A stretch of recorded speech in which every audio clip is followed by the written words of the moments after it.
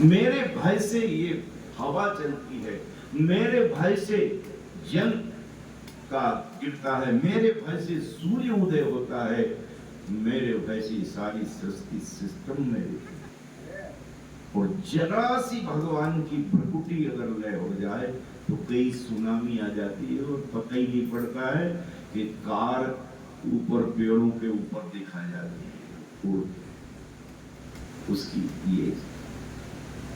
तो जो धर्म के मार्ग में अगर आप चलना चाहते हो, सत्कर्म करना चाहते हो, आपके घर में सुख संपत्ति चाहिए, मैं निवेदन कर रहा हूं आपको, एक डब्बे में 50 रुपए भी नहीं लगेगा सब महीने का, लेकिन उसका अच्छा आप सोचो कि तुरंत डाला और तुरंत, अरे तुम्हें फसल में भी 6-6 महीने रुकना पड़ता है और उसके लिए तो कई जीवन लग जाता है।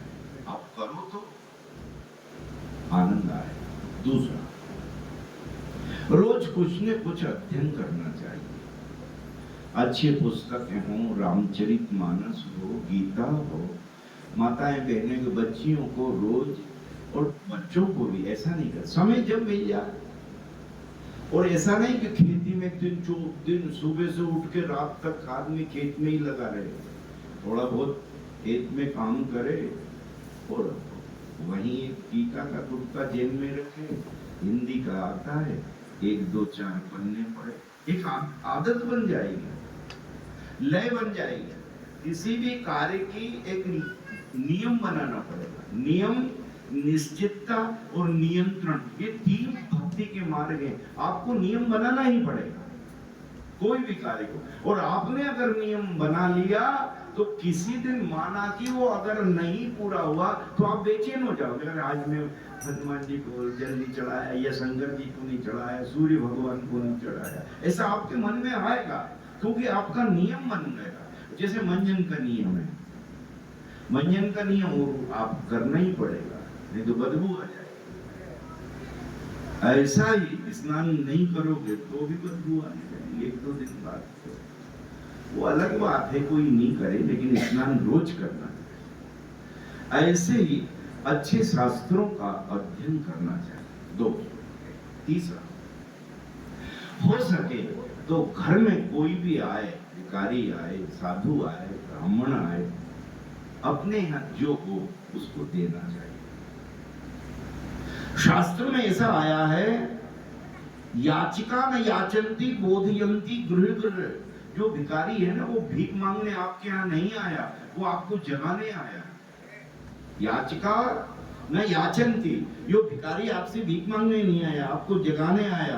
दियताम दियताम, दो न दियते ईदृशी भावना। मैंने भी था एक जमाने में, नहीं दिया, आज मैं भिखारी बन, कुछ तो दो। एक माई कोई साधु चेला के साथ जाते थे, तो वो जिसके दरवाजे पर पहुंचे भगा देते, रोज जाते। अच्छा, और कभी नहीं दे। अच्छा, जो नहीं देने वाले होते हैं ना, वो बहुत बड़बड़ करते, देने वाले तो सोचते हैं आया नहीं, ध्यान दें। अच्छा, जो ज्यादा जिसके ऊपर लोड आता है ना, वो नहीं कहेगा, जो छोटा होता था वो बहुत ज्यादा टेंशन देता। तो चेले ने कहा, गुरुदेव ये जब देती ही नहीं है मैया, तो इसके घर जाने से फायदा क्या? रोज रोज अपन इस भगा देती है। कि देख बेटा, जिसके पास जो है वो तो देना। इसलिए एक दिन गुस्से में आकर